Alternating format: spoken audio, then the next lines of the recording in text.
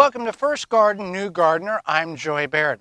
One thing you may want to consider looking at during the growing season is feeding your plants. Now, we've got most of our garden in raised beds because of the issue of a lot of weeds and making sure we have good, enriched soil for our crops to grow in was part of the reasons of the transition from the traditional ground that we used to into the raised beds that we have now.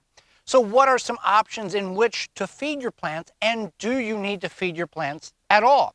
Well, one thing is you want to keep your plants hydrated. That will help a lot of issues. In our instance, we have raised beds that we've brought in good enriched raised bed mix and compost in order to feed the plants. However, that does dissipate over time if you do not add more compost or some kind of organic material to the bed.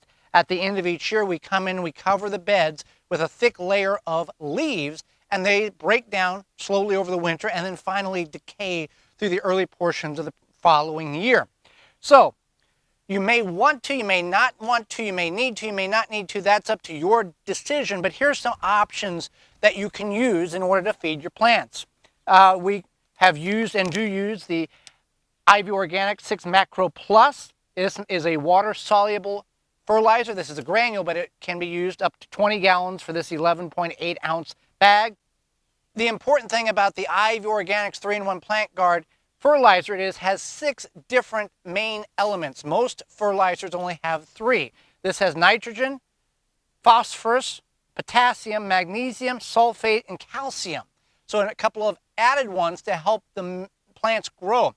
Again, this makes 20 gallons, works very well. Another option you might want to do is a compost tea. Some people would choose to use an air bubbler to add more oxygen in for the stimulation of the microbial life. Other studies have shown you just need a big container, a couple of scoops of compost, water, and over the course of a week, stir it every day, twice a day. You got a black fertilizer, and you just water your plants with that.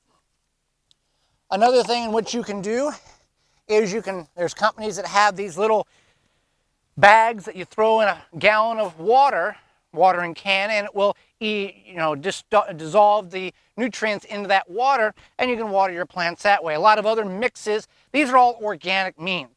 And the reason why it's better to have an organic mean of feeding your plants is the plant doesn't become dependent on it. Many synthetic fertilizers the plants become dependent.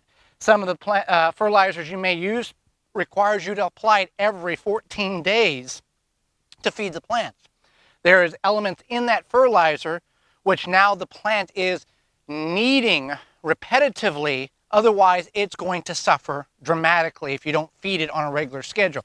Organic fertilizers, compost tea, the plant, you feed the soil, it feeds the plant. You're not feeding the plant, you're feeding the soil to feed the plant. And another option is simply compost. Just get a pile of compost, buy it from your independent garden center, and just top dress around the plants. And as it rains, as you water, that nutrients will feed into the soil and feed your plants. You can also do this. All of these options will work for raised bed, container, and in ground. So some things to think about. Catch the problem before the problem happens. Be proactive instead of reactive if your plants may suffer a nutrient deficiency. Thanks for watching. Join me again next time for more First Garden, New Gardener. For more information, please visit thewisconsinvegetablegardener.com.